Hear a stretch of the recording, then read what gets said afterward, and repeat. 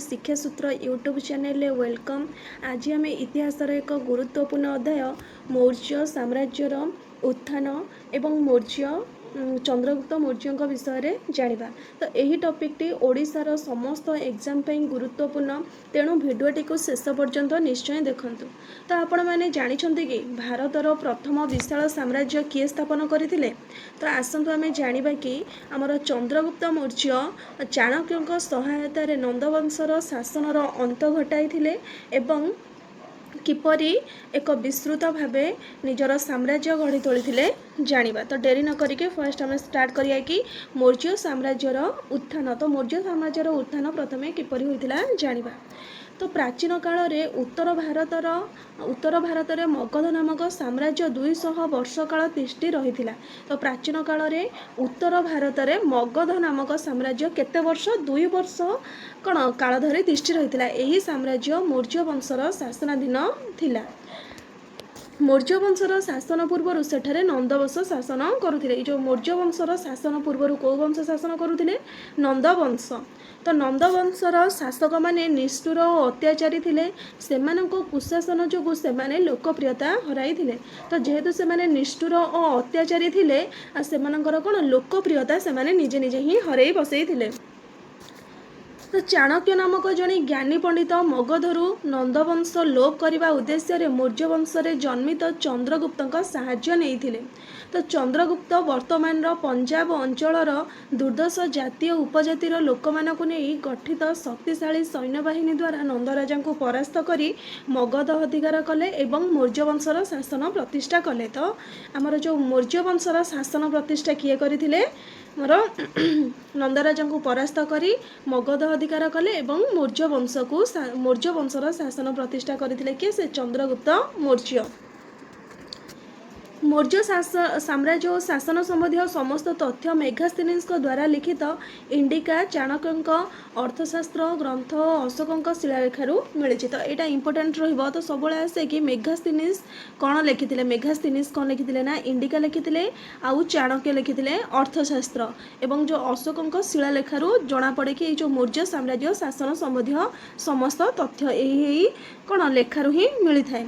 तो मौर्य युग विषय विशाखा दत्त संस्कृत नाटक मुद्राख्यास तथा तथ्य जोगाई था। आउ कना विशाखा दत्तर संस्कृत नाटकटी मुद्रा राख्यास कौन मौर्य युग विषय तथ्य मिल पार। यही नाटक चंद्रगुप्त मौर्य किपरि नंदवंश संपूर्ण रूपे पराभूत कले तार विवरणी स्थान पाई। आम चंद्रगुप्त मौर्य विषय जानिबा। विष्णु पुराण रे जड़े समालोचक मत देइछन्ति जे मुरा शब्दरू मौर्य शब्द सृष्टि होइछि। ताहले मौर्य शब्द केउठु सृष्टि होइछि? मुरा शब्दरू सृष्टि होइछि। एहाकु किए मत देइथिले? हमर विष्णु पुराण रे जड़े समालोचक ही मत देइथिले।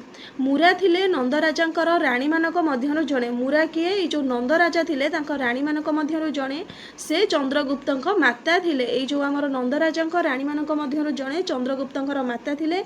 एही तथ्य को मुद्रा राख्यास तथ्य ग्रहण मध्य करिछि। तो नेक्स्ट अच्छी चाणक्य उपदेश अनुजाई चंद्रगुप्त मगध साम्राज्यर पार्श्ववर्ती अंचल अधिकार कर सारिबा परे पाटलिपुत्र अधिकार कले। प्रथमे कौन चाणक्य उपदेश रे चंद्रगुप्त प्रथमे कौन करथिले ना मगध साम्राज्यर पार्श्ववर्ती अंचल अधिकार कर सारिबा परे पाटलिपुत्र अधिकार करथिले। एही कार्य रे चंद्रगुप्त ग्रीक सैन्य मानकर सहाय्य नैथिले। जो हमर पाटलिपुत्र अधिकार करथिले चंद्रगुप्त ग्रीक सैन्य मानकर सहाय्य नैकि एही कार्य करथिले। चंद्रगुप्त मौर्य नंदराजा धनानंद को परास्त कर मगधरे मौर्य शासन आरंभ करथिले। तो प्रश्न आसे चंद्रगुप्त मौर्य केउ राजा को परास्त करिकि मगधरे मौर्य शासन आरंभ करथिले? तो नंद राजा धनानंद को कौन परास्त करी मौर्य शासन आरंभ करथिले।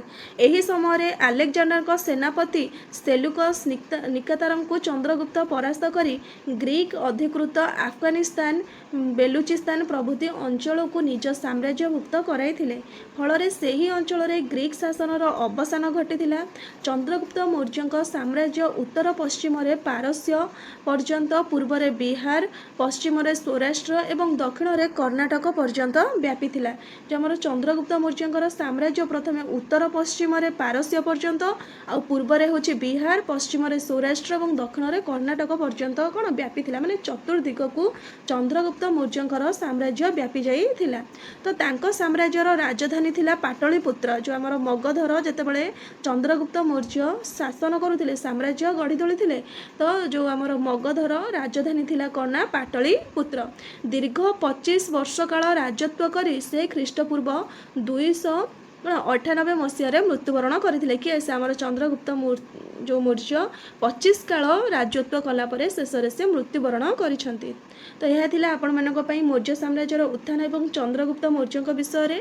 तो आपण मानक जदि भिडियोटी ट्रुथफुल लगुच कि कौन एग्जाम रे आ भितर आसला भाया क्वेश्चन आपण मानक दि जाइए। तो यहाँ एक थियोरी बेसिक थिला।